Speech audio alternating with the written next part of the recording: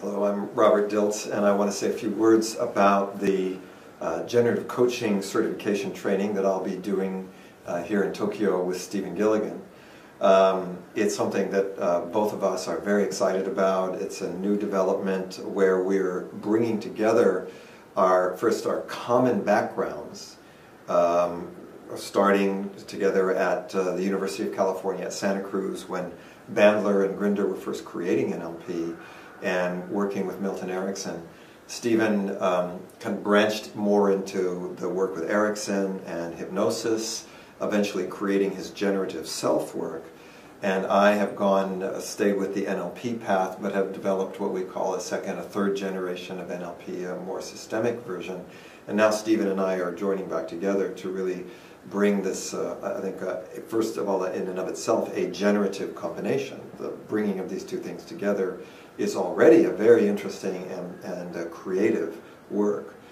But what these two things together can do, I think, is to really take coaching to another level. And the idea of generative coaching, generative means to create, to make something new, in particular, sort of to make something that hasn't even existed before. And what both Stephen and I have found in our own coaching work, and especially in the last years, is that many times you cannot use existing techniques, existing understandings. You've got to really create something new. You've got to go into a new territory. So the idea of generativity is you include what has come before, but you expand and transcend, and really something quite distinct comes out. So what that means practically is that for clients that are struggling with very challenging situations where there is no real sort of existing pathway that you can take, you've got to do a type of hero's journey, we might say. We will be drawing from our book on the hero's journey. But it's really about going into a new territory. And to do that, you need skills. And those skills have to do with things like forming vision, like discovering calling and mission, like being able to deal effectively with uncertainty and to allow creative new possibilities to come out of seeming conflict or dilemma. I think, obviously, if you take the work with Ericksonian hypnosis and NLP, you're also getting a very unique and powerful blend of the unconscious and the conscious, the right brain and the left brain. NLP its tendency is to be very explicit, it's very tool-oriented, it gives people a lot of steps, whereas the Ericksonian hypnosis is very interpersonal-oriented. It's very much about connecting to the creative unconscious. And so when you actually weave these two things together, you've got, it's like a type of virtual corpus callosum in the brain where you're suddenly uniting these things and you get a much deeper perspective. You get more of a three-dimensional view, sort of like the way our two eyes look at something and we see a greater view. Stephen and I have been working together, we've known each other for over 35 years, we've been working together, developing things for the last almost 20 years, and so this is the fruit of a lot of both individual but also joint work together. The way the program is laid out is there's 4 sessions. Stephen and I do the first together, then I do the second one, Stephen does the third one, and we do the last one together.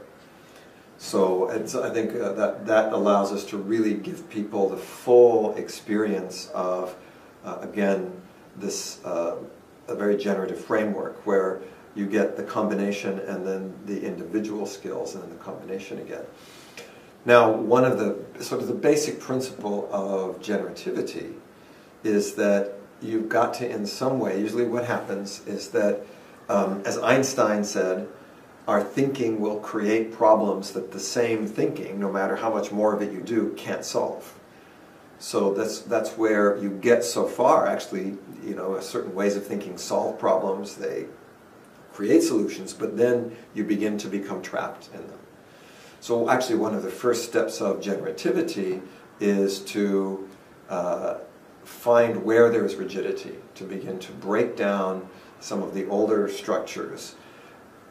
That creates a type of crisis because you have, when things break down, you often will get a sort of a regression to a more primitive state. And you have to be able to manage that, because breaking down does not always create progress, right? It can create this kind of regression.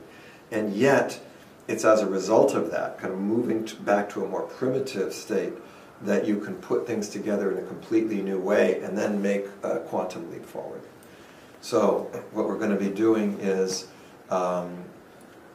basically giving skills for people. How do you, first of all, how do you identify places where you're rigid? Number two, how do we take them apart? How can we do that without violence, without wounding, without suffering? But also, how can we deal then with the things that do come up? Because there will be challenging experiences, difficult feelings, old wounds that will resurface, and yet those wounds are sometimes the foundation for the generativity itself. Sometimes that is going to be the key to, making a big leap into new possibilities. So what the next step then is to be able to hold all of these possibilities from a place of what we would call compassionate curiosity.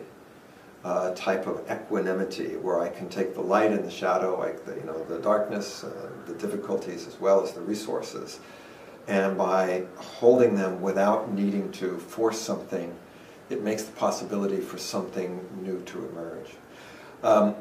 We have done this program only in this form once before. We've done a lot of work together, but we've done this once before, and what I can say was the results were truly astonishing, and people really grew. Not that they grow professionally, but they grew personally as a result of this.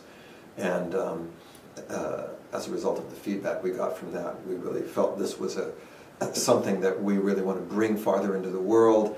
And we are currently creating a foundation for generative change. Not only just generative coaching, but generative change in general, and that's going to be the certifying agent in this particular case. So I hope you join us. I look forward to this. I think it's an extremely exciting, energizing, it's also deep, it's enriching, and I think if you come, you'll remember it the rest of your life.